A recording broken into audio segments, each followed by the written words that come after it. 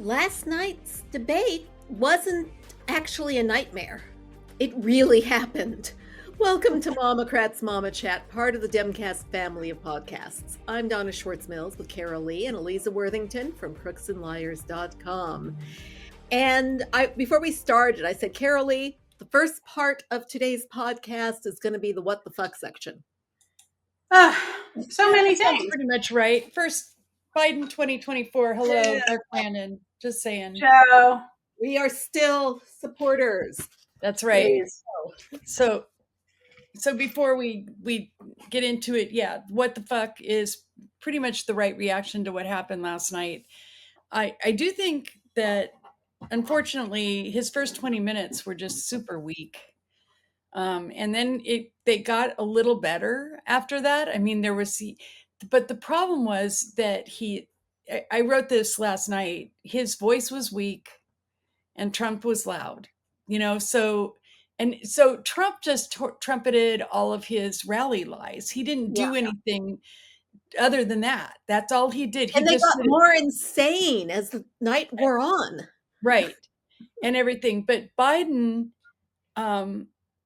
just, I don't know. It was a combination of his mic and his voice, and the way they had him placed on the stage, which was his decision. I know. I don't know who in the campaign thought it was a good idea to put him on that side of the stage. I don't understand. Can you explain? I don't understand why the cameras, why it worked that way.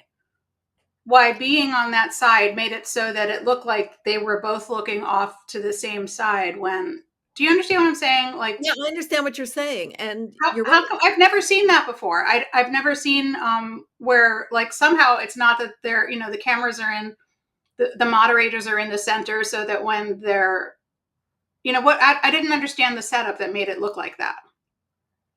Yeah, it was, the camera was, I don't think they expected for the camera to be where it was. And I think that was actually part of the problem.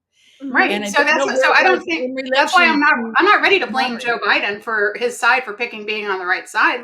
I feel like the whole thing was wonky and weird. I mean, I'm willing to, say whatever it is, it is. There's nothing we can do about that. But the sound really bothered me because they should have done sound checks and they should have made sure that his mic was up as loud as Trump's was, and it clearly wasn't. And the reason I know that is because just minutes after that debate, he went over to a rally in Georgia and went over to a watch party. His voice was strong and loud. So it's not like they put one Joe Biden on the stage and another one went to the rally. I mean, it's the same guy. Right. And it was just sure? Yeah, right. And it was just minutes, right, between the two. So it's not like he had time to, put on his super suit and fly around the planet a couple of times, right? I mean, he went from the debate to the rally, and the rally he was strong and he was, strong and mighty, the way that he's the Joe Biden that we see. Yeah. So I could see. So just speaking for me and not for him, I could see where rage at the lies that Trump was spewing might have also hobbled him. I mean, there's a couple times where for sure that that his stutter was getting in the way, and the stutter comes under stress. You could see it. You could see it.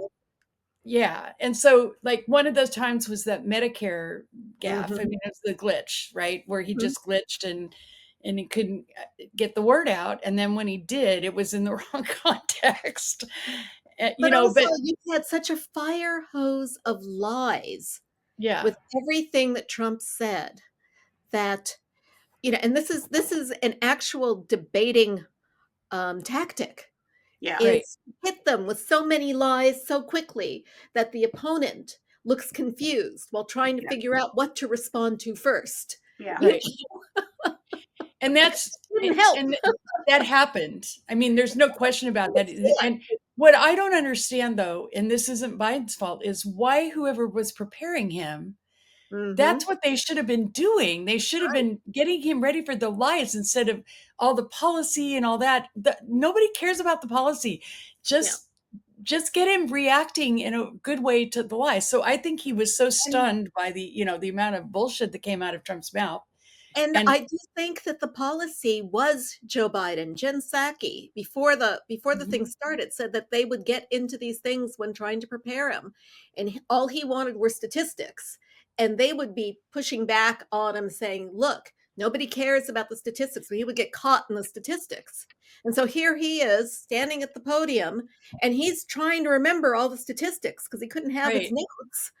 And that's absolutely not what he should have been doing, facing a congenital liar, Donald Trump. I mean, the title of my post summarizing this was that you can't debate a liar, and Joe Biden shouldn't have tried. Yeah. Well, on the other hand, incumbent presidents always seem to do badly the first debate. They're out of practice. He hasn't had to debate anybody. When in 2020, he had the whole primary season to have gotten up to speed. And so doing this in June may have been their attempt to course correct in time before they get closer to the election. Yeah. Maybe. I mean, maybe he'll learn something from this because, the truth is, he's the man in charge. And if his debate team was trying to get him to say, look, you're going to have to, we don't know the behind the scenes. We don't know. And we're not going to find out. It's not like his team is going to come out and say, we tried to tell him, they're not going to do that. And they shouldn't. But, if indeed what was happening was the team was trying to get him to understand that he needs to be prepared for, don't worry about the statistics and the numbers and the facts. I mean, good on him for having faith in the viewers, thinking they would want to know these things and that they matter because they do. But, that's if the big guy says that's what he wants to prepare, then his debate team is going to have to prepare him that way. And maybe he'll look at this and say, all right, you know what, you're right. And then he'll come, and maybe his debate team, and he'll see what his big, where he landed the hardest punches. His best lines were when he responded by saying, you got to be kidding me. This guy has the morals of an alley cat. This guy has that today too. Which is an insult to alley cats. Yeah. I didn't have sex with a porn star. I mean, he got him to say that. Those were blows that landed, and so he'll see that, and it's really the thing to do with someone like Donald. Listen to me like I know shit from Shinola about this, but to me, the entire thing is to stand there and be like, says the former president. Convicted felon, blah, as many times as you possibly can. And, sex with a porn star, not that there's anything wrong with being a porn star, but, just, and hammer home the abortion thing. And for, God, I wish when Trump said, said the phrase black jobs, I wish Joe Biden had looked at him and just said, what's a black job? Yeah, I mean, and just put him on the team, put him back on his heels, and just for him to stay, because when he's having conversations like that, in the press, in press briefings and stuff like that, he's great. He's so great. That's what makes me think that what they did was try to train him to tune out Trump instead of tune into him and react to that. So and I can understand the logic behind that, by the way. I mean, I'm not saying it's entirely bad. Yeah. But the thing is, now what we're talking about is how Biden did things instead of the fact that Trump lied. Literally every word out of his mouth was a lie. Right, which is what we should switch to talking about. And he said his environmental record was the best. I swear I was laughing like that for like half the night, for half the debate. I was like, Dave, did you hear that? Did you hear?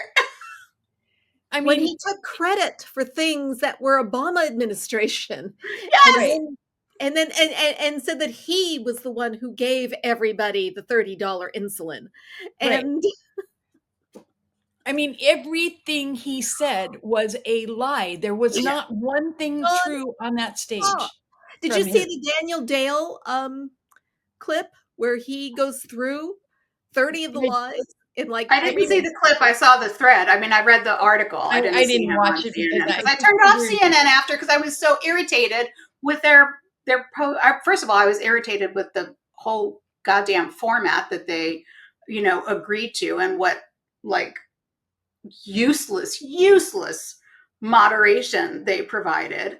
And I do think that they set up the stage and the cameras in a weird way to disadvantage Biden.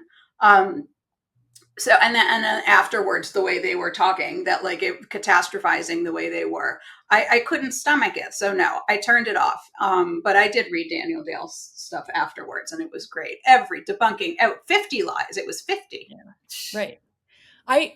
I watched some of the after shows. I switched to and I watched, MSNBC, so I got to hear Lawrence and I got to hear Gavin Newsom, and they were phenomenal. right. They were great. And then Claire McCaskill came on, and thank God I Oh, turned yeah. off the TV before she started yapping. I did because she too. I was- didn't hear Claire McCaskill.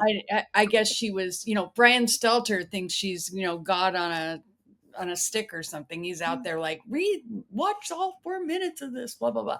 Anyway, but which just goes back to the fact that the topic of this debate should be how many lies Trump told. That Exactly. all he did was stand there and spout the same shit he does at his rallies, which we all know are lies. And we had to be subjected to it because it was in the form of a quote unquote debate. And it was, I had a rage about how many lies I was sitting there having to listen to. And I'll not lie, I had drinks. I couldn't stand all the lying and in the everything, but it middle was of really it, I frustrating to miss me. drinks. I actually started sorry. timing the amount of time that he got, and they were not stopping him at 2 minutes on some of his answers. They were just letting him go. Yeah. And it was And Biden was following the rules. When they cut off the mic, he just stopped Right. talking. You know, right. And this is what I mean when I say they disadvantaged Biden intentionally, I think. And it's, they're closet Republicans, Dana Bash and Jake Tapper. And I just don't. So now, I was deeply grateful for Actually, I Lawrence would blame O'Donnell. David Chalian for Yeah. this, not them. Yeah. I think it's the management of CNN Yeah. and the ownership of CNN. Why? Well, because we know they're super wingers up there at Yeah. the top. Oh, And okay. David Chalian, who's the political director at CNN, is just a dumpster fire. I'm sorry. Oh, I think didn't know Jake, that. Okay. I think Jake Tapper and Dana Bash did okay given the parameters, right? That they said ahead of time they weren't going to fact That's check. what they said. And that at that point, all of us probably should have said, well, then let's not watch it because it's going What's to the be all point? lies.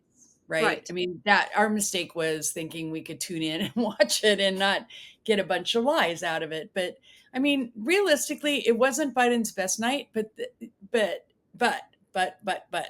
the amount of hand wringing that is going on from literally the minute that the debate was over. Oh my God. It's just, I'm telling you right now, Republicans would never do that, right? They would line up behind their candidate and they'd say, he did great. You guys are the ones that, you know what I mean? It's like all of a sudden we have this, old guy has to get out. We need, we need to replace him. We need to replace. open convention. Before we went on the air on MSNBC, they had Steve Kornacki showing the poll numbers for all these other Democrats who could possibly replace them at an open convention. Shame on them. I agree. Shame on them. Kamala Harris's numbers, which What was actually were better than Gavin Newsom's, Gretchen Whitmer's, and Pete Buttigieg's. Well, that's only because Kamala is nationally known, Right?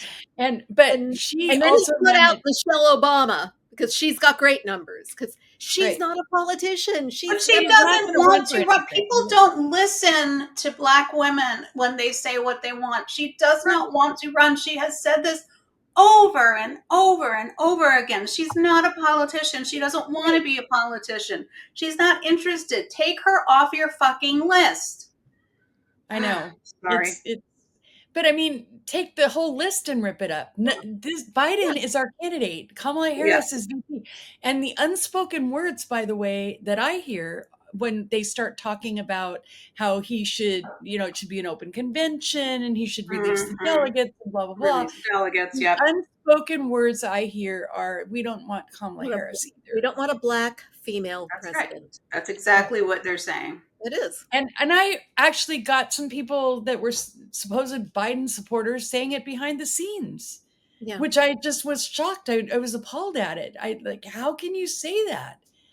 How, and plus, because she's been a really good vice president, and good vice presidents don't take the spotlight away from the president. So nobody knows all the things she's been doing, but she's very good. And she came out after the debate and, they brought her on to discuss it and, to defend Biden. And she did a great job with that, I thought. Mm-hmm.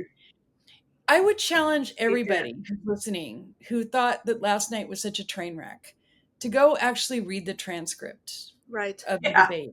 Because when you read the transcript, what you discover is Biden actually was pretty cogent in most of his answers. The one glitch was not good, but otherwise he was pretty cogent and pretty, straight with facts and everything else. And I think that if you read the transcript, you get a different feel for how that debate went.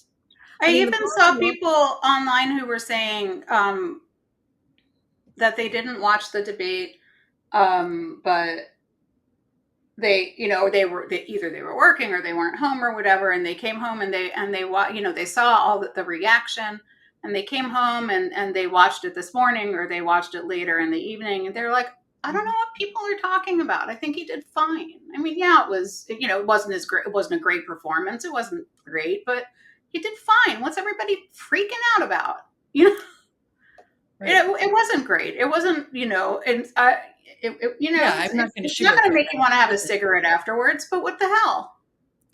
Because we desperately need somebody to slay the dragon. And he didn't get to slay the dragon last night. All right. So everybody who is upset or scared or worried about it, my response to them is, what are you doing about it? Well, and that's pretty much what Gavin Newsom said last night. Yeah. He basically said, if you're concerned, what are you doing? Yeah. Right. And I totally agree with what he said. I think that he was right on the money with that. And I would also argue that if you saw the rally today in North Carolina, people were people were fired up. They were fired up. I mean, and so was Joe. And so was right. And he acknowledged his performance last night. Sure. I thought that was the best clip of the whole rally at the end, where he said, I'm old. I don't walk as well as I used to. I don't debate as well as I used to. I sometimes have trouble, talking, but I will tell you that I believe that I can do the job for the next 4 years. And when you get knocked down, we get back up. Yeah. And that was the thing that really set the crowd on their feet, because that's exactly right? It was a bad night for him. So here he is at a rally the next day doing campaign stuff. Not even that. He was at a rally last night, and then he went to a Waffle House last night. He didn't get done. He didn't get to the Waffle House till 2 a.m. What the hell? And look, and how excited people were to see him there. Yeah. I mean, people went out of their minds. They were so excited. So, the predominant demographic of people who are super concerned and really worried and calling for him to step aside. You should excuse me, you're white people. We're not voting for one man. We are voting for an administration that is getting things done. We are voting for his whole team. I mean, that Right. was another thing where Trump was pointing out that Joe Biden has never fired anybody from his cabinet, from his administration. And he was like bragging about all the turnover in his. And I'm like, Joe Biden has a competent, capable, fantastic administration. He doesn't need to fire them. You fired people for stupid reasons. Which is also a lie. He never fired people. He had people fire them for him. Yes. Yes. Well, except when he was on the Apprentice and he did it. But he wasn't firing them then either. No, he would tweet something about them being fired. It was bullshit. It's 1,000% bullshit. So yeah, of course. I mean, how much better are we with this stable administration? I know. I sleep at night because of him, because of Joe Biden.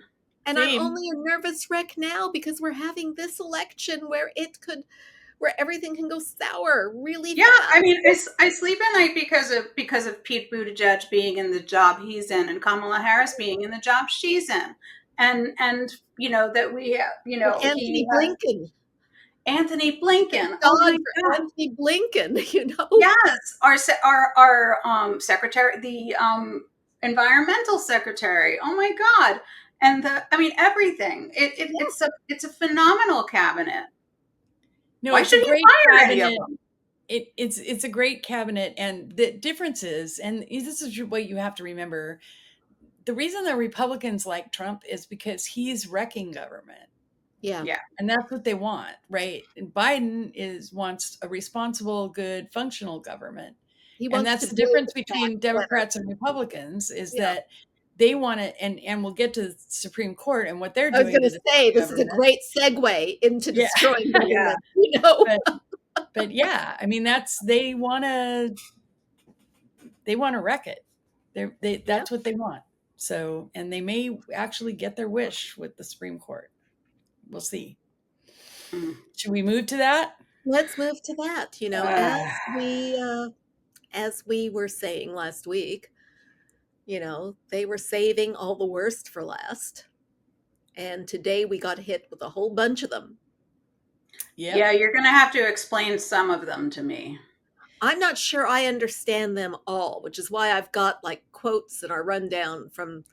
And I wish I understand why they're called by the names that they're called, but I wish it was also followed by like immunity decision or obstruction. Saying Chevron doesn't mean anything to me. I'm like, what is Chevron? Talk about Chevron because that's the one that's going to destroy everything. Yeah, that's a big deal. I understand. But again, like to me, Chevron, I'm like, what does that mean? Chevron was a decision 40 years ago, a case against Chevron, where the justices ruled that the federal government has broad leeway to rely on its experts to interpret the law. Right. Okay. And what this lawsuit trying to overturn it, which they did, was saying that unless the law is very specific, you can't rely on this expertise.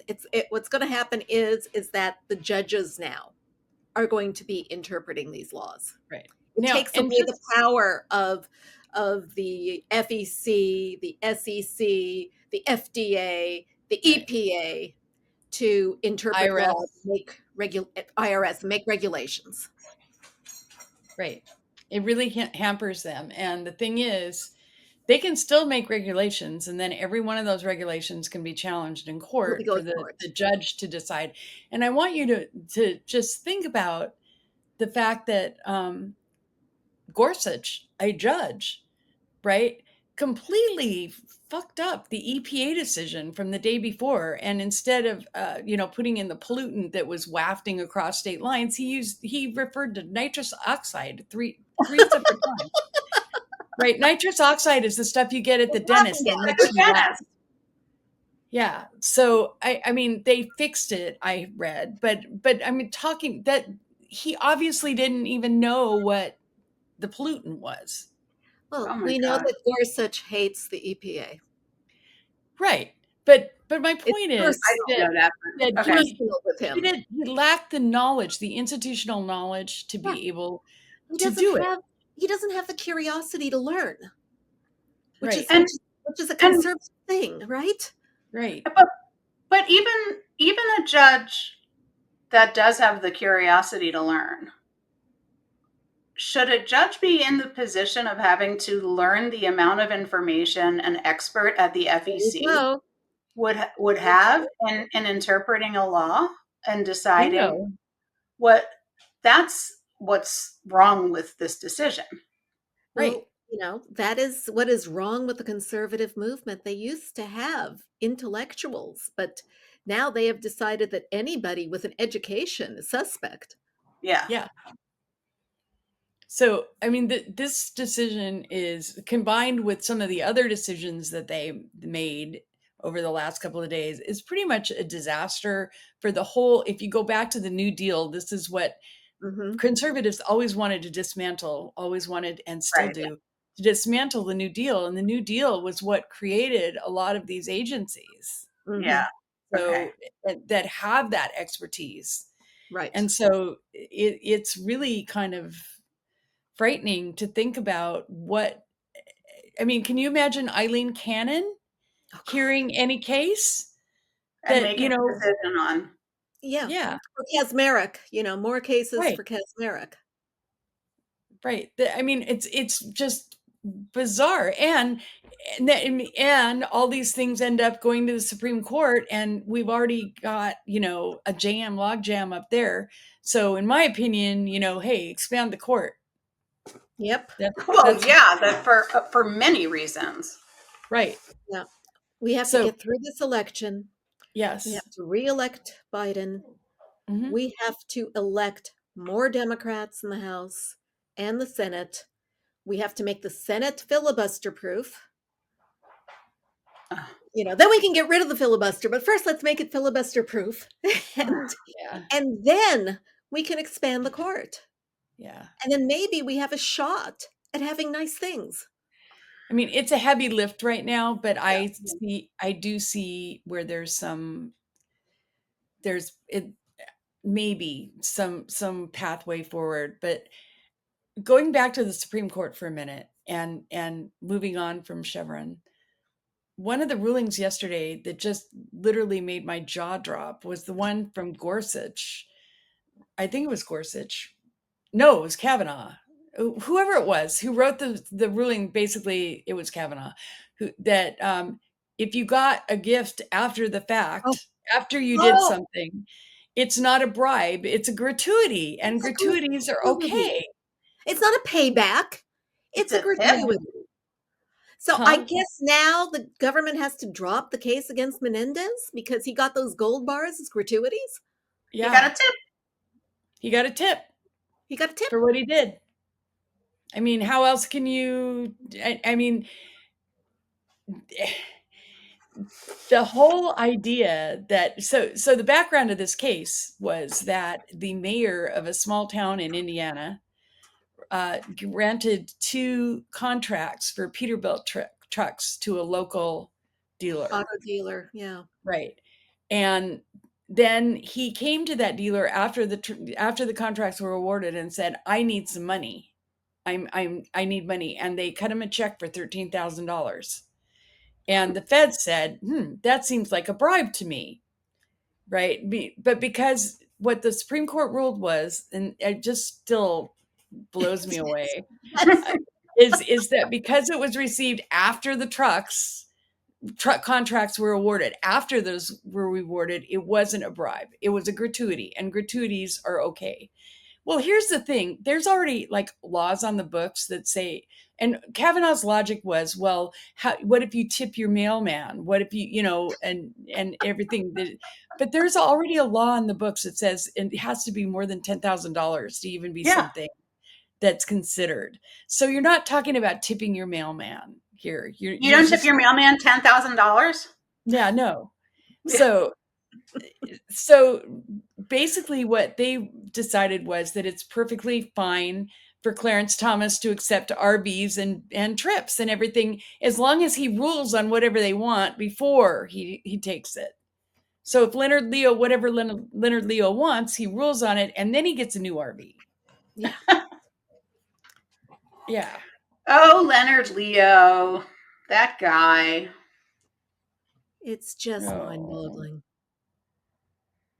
And Well, of that's course, better. with Trump announcing that he's not going to tax tips. This is tax-free income. Yeah, can we talk, back, not to kind of meander back and forth, but the other thing we should, when we talk about the debate last night, aside from all the lies, we should talk about the fact that he said he would not commit to accepting the result of the election. Right. Of course he said that. And that was one of Biden's Three finest times. moments. He had 3 chances. Yeah, he had 3 chances. He wouldn't say it. And then Biden came back and just said, "You're a whiner. You're never going to accept it because all you want to do is whine about it." Yep. And I thought that was one of his finest moments, and it was in the closing moments. So that was great. And Karoli, thinking back pre-2015, do you recall a time when journalists never asked that question of a candidate? I do. I mean, what the hell? They ask this question now all the time. But they have to, because he didn't. That's why. Because he didn't accept it. Absolutely mind-boggling. And his answer is not an answer, because coming from him, he always puts the caveat with, if it's a free and fair election. Right. And he's the only one who gets to decide that. And how is that to be decided? If he wins, it's a free and fair election. If he loses, it was rigged. Right. And I don't remember was it Joe Biden who brought up that, every single court case he brought, he lost? Yeah. About it, or was it one of the moderators? No, the moderators didn't bring up anything. Because they have to. Okay. So True. yeah. So I mean, Biden was like, you're yeah. Okay. I think Dana Bash did say something when the question first came up, but I think I thought that she had said something that all the, all the court cases and whatever. I think in the preamble to that question. Yeah. But anyhow, yeah. I mean, we need to be talking about that too. Yeah. You well, I mean, I highlighted that whole last clip where he wouldn't. Yeah. I mean, first of all, it was super frustrating to me that basically, because he lied his way through. So the rule said that we ask the question, you get 2 minutes to answer. Mm-hmm. Then he gets a minute to respond, and then we have an extra minute that we can allocate however we want. Well, what they would do is they ask him the question, and he wouldn't answer. And they'd ask the question again, and he wouldn't answer. Lie. And then the third time she said just yes or no. And then he sort of qualified and basically confirmed that no, he wasn't going to accept the results of the election unless he won, basically. Yeah. And and then Biden nailed him on that. But yeah, I can remember a time where that wasn't an issue. Like, 2012, we weren't worrying about that. Yeah. And everything. I mean, honestly, I wasn't worried about it in 2016. No, because who would have thought? Wondering why they kept asking that question of the Republicans. That was the first time I'd ever seen that question asked. I'm like, why are you asking that question? That's a stupid question. Yeah, why are you presenting it as an option not to accept the results? Why even offer that? Why speak that into the ether? That's because the Republican primary in 2015, he would not say that he'd accept the results. Right. Right, but somebody asked the question. Yeah. Well, because he had a fit about the Iowa results and said that he won and Cruz lost. Yeah, I was wondering what precipitated the whole. Exactly. I mean, this is his mode of operation, is to say I won even when he loses. Yeah. Like speak that into existence, and then out of that comes the rest of the questions. Yeah. So yeah, I can't wait for July 11th. So a little Where bit am of I good going to be news. on July? Oh no, about- I'm going to be here. I'm traveling Yeah. before that, but yeah, I'll be here. We should. A little bit of good news What about day the of the week Supreme is that? Court is Yeah, that let's Supreme Court it. Yes. the two justices who hadn't written opinions for the April hearings were Roberts and Ketanji Brown Jackson. And Roberts wrote the Chevron opinion. So that means the immunity opinion is in Ketanji Brown Jackson's hands. And if you listen, I've listened now like 4 times to that hearing, and she was the most powerful about basically saying what I believe is the case, which is if you swear to uphold the laws of the United States, you don't get to break them and be immune from them. So I think the good news is they're going to they're going to stretch out the release until Monday, but I think Monday we're going to find out that he doesn't get any immunity whatsoever. Oh. And it's still fucking up the timing of the trials and everything, but at least that will be hanging over his head. Yeah. And the Supreme Court today refused to hear Steve Bannon's final plea to get out of jail. Right. One sentence. He is going to jail on Monday. Right. That was not a surprise to me. I mean, but it's nice. It's nice, and it's an indication for others.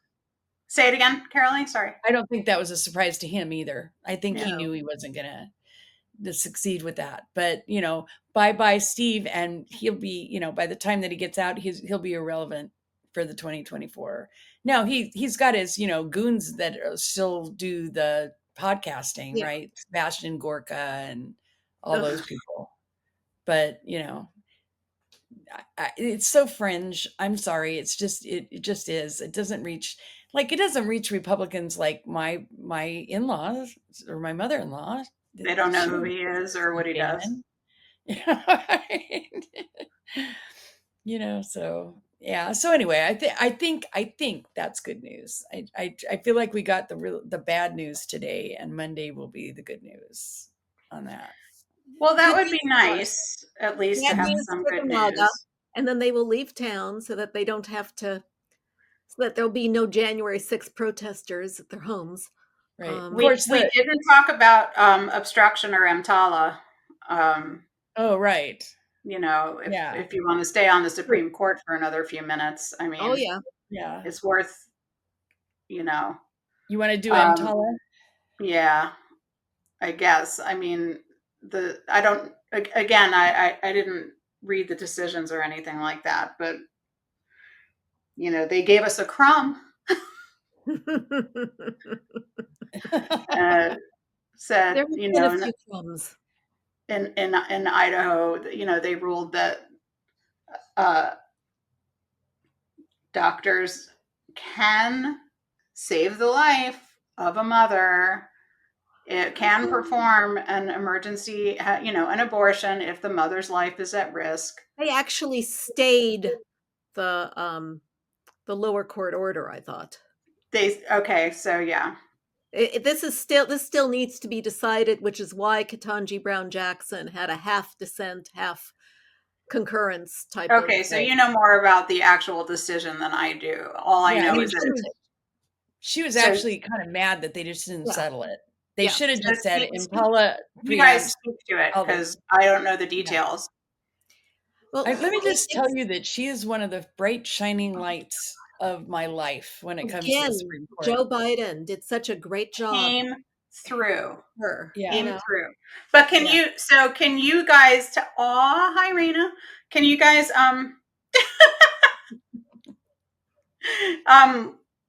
like explain the details of it? Because I can't.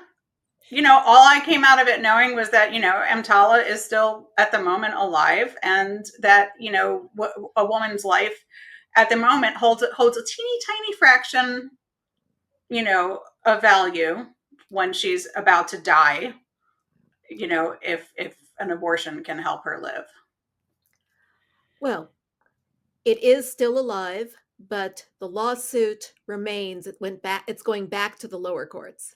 Okay. And so this was a lawsuit in Idaho. In Idaho.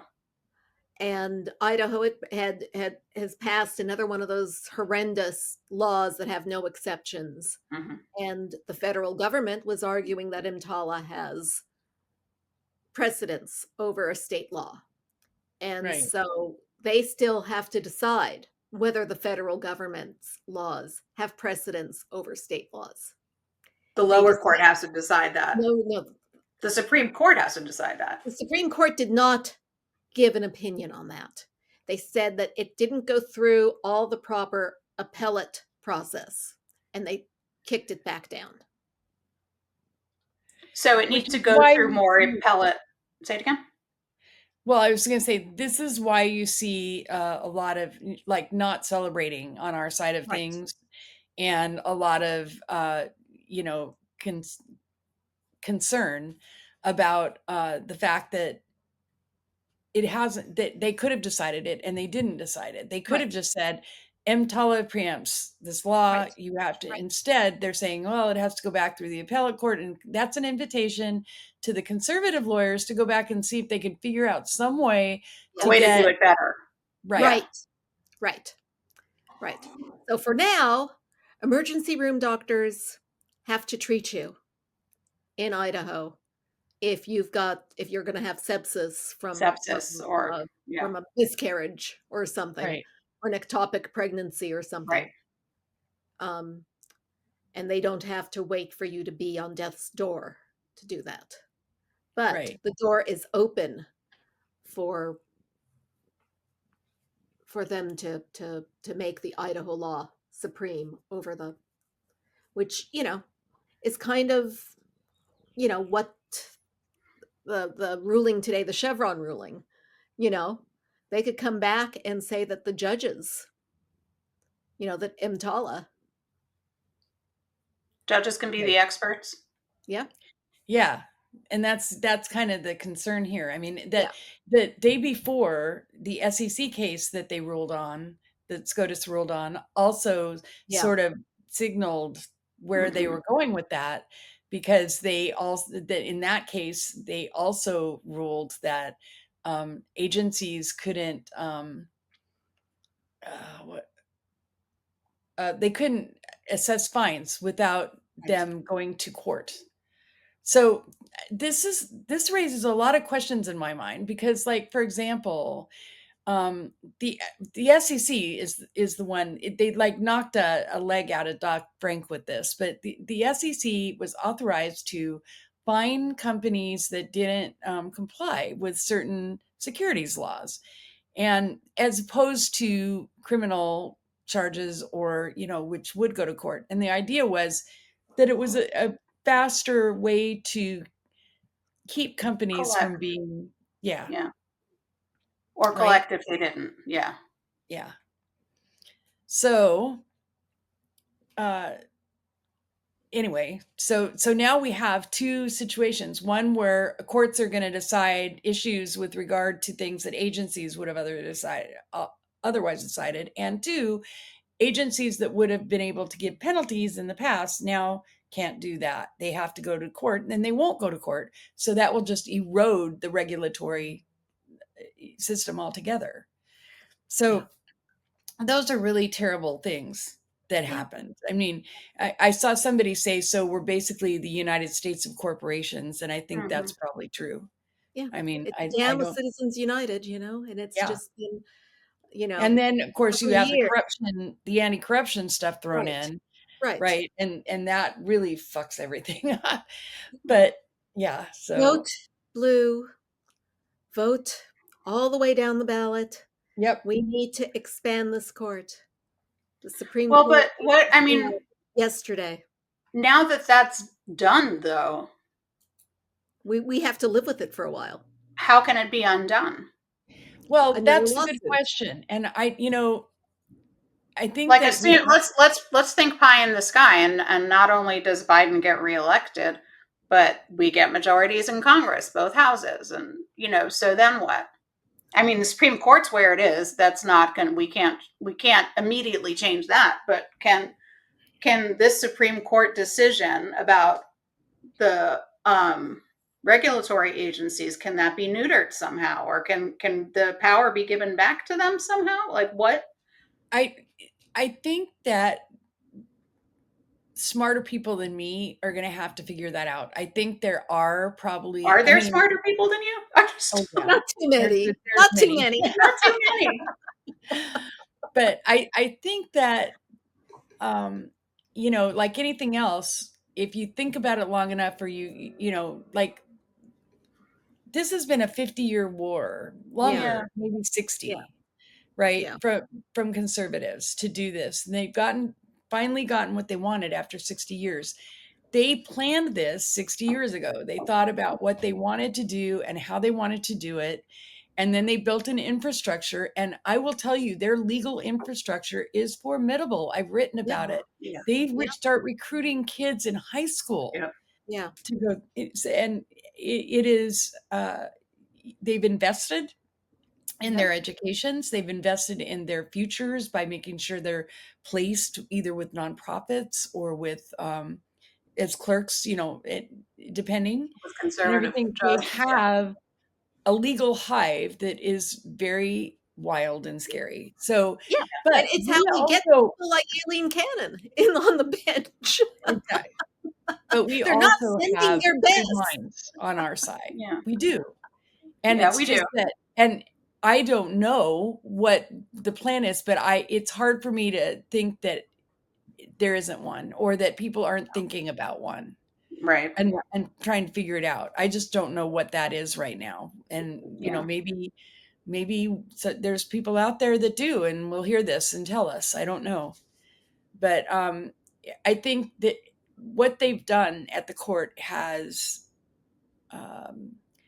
repercussions that we're going to feel for a long time, and less us maybe, and more our kids and everything, because the gears of government grind slowly, and it's undoing all this is going to take time, unraveling it all, and it's going to be in the courts forever. And that's just how it is. It sucks. Yeah. So anyway, there's that. And then, I mean, they had some whoppers of rulings this week. They put on hold an EPA. We did have a win on the social media front, where they said it was not improper for the Biden administration to talk to social media companies about the dissemination of the misinformation on their platforms. Right. And it also wasn't improper for social media companies to moderate the content on their platform and remove misinformation. Yeah. So that is a win. That is. It's a good win. So I don't know. Well, I think we'll feel better if we have an immunity ruling that goes our way in front of us. I do think giving presidents absolute immunity would be insane. So hopefully that is insane. Governed that decision, because they don't want to do it for then they don't want to do it for Democratic presidents either. I mean, exactly. Yeah.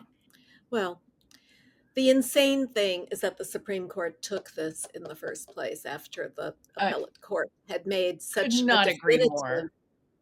issued such a definitive decision on it, and the naked assistance that they are giving to their man, their benefactor, is just infuriating. It is. But I'll take the win. Mm-hmm. And I hope Judge Chutkan can get the gears back rolling. Well, you have to think that she's probably at least got a plan in place to roll out, right? So that, basically saying, here's the calendar, guys. This is what we're doing. Yeah. And, trials aren't supposed to wait for politicians. I hope they ignore any niceties about it being too close to the election. Yeah, I do too. Fuck that shit. And I'm super frustrated about Aileen Cannon, who is what she's doing down in Florida is just bizarre. Now, I don't know if you heard this, but I just heard that she's rehearing a Yes. decision that Judge Howell made Yeah. about Evan Corcoran's note. attorney-client privilege. Yeah. And About what? Piercing attorney-client privilege. So Judge Howell said there's a crime exception, basically, that says that if there's evidence of a crime and there was collusion with the attorney, right? In other words, Right. then privilege doesn't apply. And Beryl Howell ruled that it didn't apply in this case, and that discovery that, got some emails and stuff from Corcoran going back and forth about the documents case. Well, now Eileen Cannon is deciding that she's going to go ahead and reopen this issue again. Yeah. And hear it again. And I mean, issue. This is unprecedented. This is not normal, what is happening here. This, I mean, and how many times now have we said that? Wasting time and taxpayer money to relitigate something that's already been litigated. It's crazy. It's crazy. She want to be his VP or something? Like, I don't understand. I mean, I do understand, but I mean, she wants to go to the Supreme Court. She wants to be his next pick for Supreme Court. Yeah, let's make the Supreme Court even worse. Yeah, let's put her on it. Holy let's moly. Make it stupider. Exactly. I mean, an inexperienced judge who can't handle this case, right? Right. And this case is the easiest one of all the Trump cases. Yeah. This one is easy. It's classified so documents at Mar-a-Lago. He's not president anymore. He doesn't have a right to him. He didn't turn him over. There's more. There was more that came out this week about that too. More photos, more, Oh my God. It's like they're like sitting in a drawer with his shirts. One of them has got a Coke can on top of it or whatever. Yeah. Just like, I know. It's what a pig and slob he is. God. Oh my God. I know. The pictures are awful. And this case is not what she's making it. I don't know what she's doing, to be honest. Neither does it's she. Like, I'm not a lawyer, and I know just from sitting on a jury and from observing civil litigation and so on that you don't do this. You don't go back and reopen other rulings and decide you're going to, for no reason. It's not even like there's time, effort, and money, and it's been done already.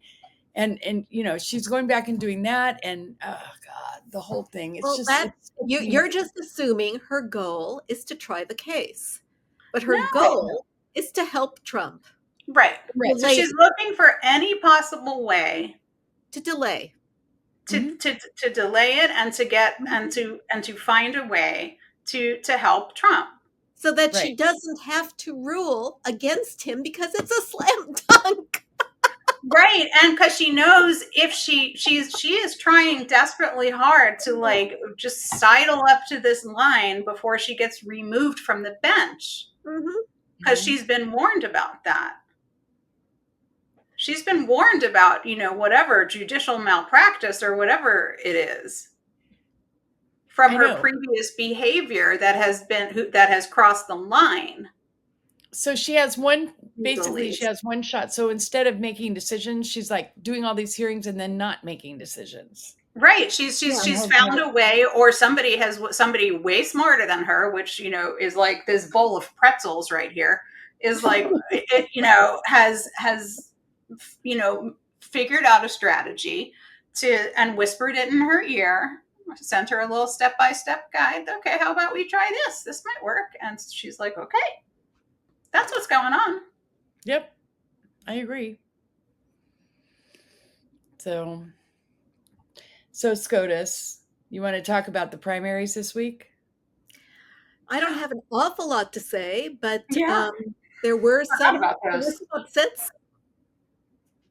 It was New York and Colorado, and where else? What was the third? Well, those are the most interesting ones. I don't think there were any others that were New York and Colorado. Okay.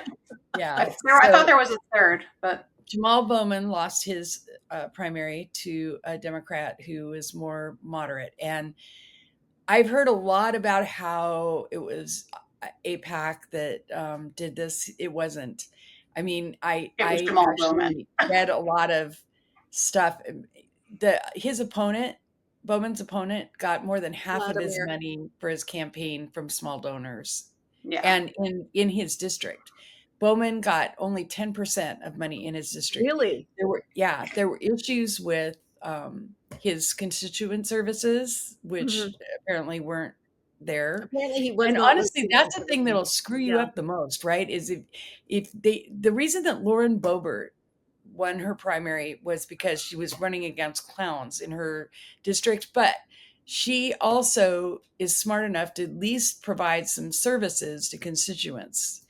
And that matters. It makes a difference, It right? does. I mean, that's the same with others. The reason that Rashida Tlaib and Ilhan Omar will not be booted from a primary is because they give great service Yeah. to their constituents, and it Even makes a my difference. horrible Republican congressman, in his newsletters, it's always, "Are you having problems with a federal agency? Call my office." He's like, really heavy on the constituent services, and that is how you represent. Right. That's how you build your constituency loyalty with your constituency. And if Jamal Bowman was not doing that, that was not smart. And I mean, you compare that to AOC, who was also primaried and won her Right. primary easily. Now, redistricting also had something to do with this, but not as much, I don't think, as people think. And this new guy, Latimer, he was known in the district. He was a county executive. Yeah.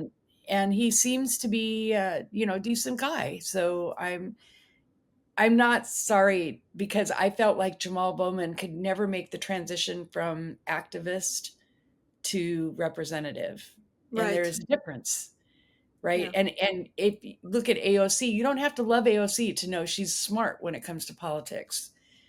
And Yeah, she's very good at she knows how to coalition build. Game. Yeah. So that's that. And yes, Boebert won. But that's why she moved to that district, because she knew she could win in that district. Right? She wasn't going to win, and it was going to be close in her other district. And I think that Carl, who is it? It's not Carl. Not Carl Frisch or whatever. Huh? Well, Adam. Yeah, Adam Frisch. Yeah, I think he's going to win. That will be great. Yeah. And he gets to serve with her. That'll be interesting. Yeah. That'll be very interesting. So I don't know. We'll see. Meanwhile, the Project 2025 is underway, and the Christian Coalition marches on. Yes, and now you by law, public schools in Oklahoma have to teach the Bible. So that'll be the next one to hit the Supreme Court. Only the Jewish Bible, though, right? Yeah, right. Uh-huh. Right. Guys, we have 2 minutes left. You guys have 4th of July plans? We're going to the Getty Museum. Fun. I love that place. Yeah. I have no plans as of yet. We'll probably be packing because we're going to visit our firstborn, Spawn, in Portland the next day. So we'll probably just be chilling at home and getting ready. That's good. Yeah. Now we're flying up to Sacramento because my sister does 4th of July every year. Oh, nice. Nice. But now that the husband has a job where he doesn't have the 5th off, we're flying. He's going to work from her place on Friday. And okay, cool. Usually it's a road trip. This will be, and I get to meet my little baby grandnephew, so I'm excited. Oh, boy. How old? He's 9 months now. Oh, wow. Can we end by talking about the new Gerber baby for this year?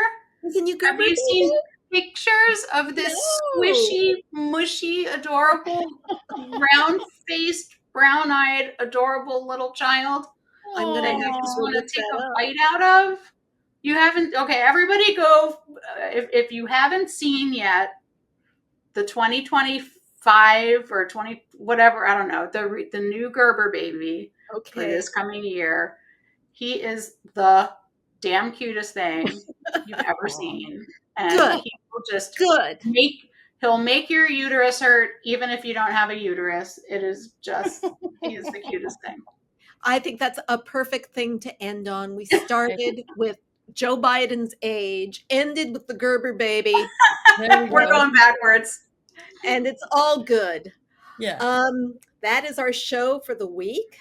We will be off next Friday because of the holiday, but you be sure to join us next time on YouTube, MOMocrats.buzzsprout.com, or on your favorite podcast service such as iTunes, Google, and Amazon Music, and be sure to check our Facebook page for updates. I'm Donna Schwartz Mills with Karoli and Aliza saying bye for the MOMocrats. Bye, everybody. Bye. Bye. MOMocrats. Yes. MOMocrats. Mama Chat is part of the Demcast family of podcasts.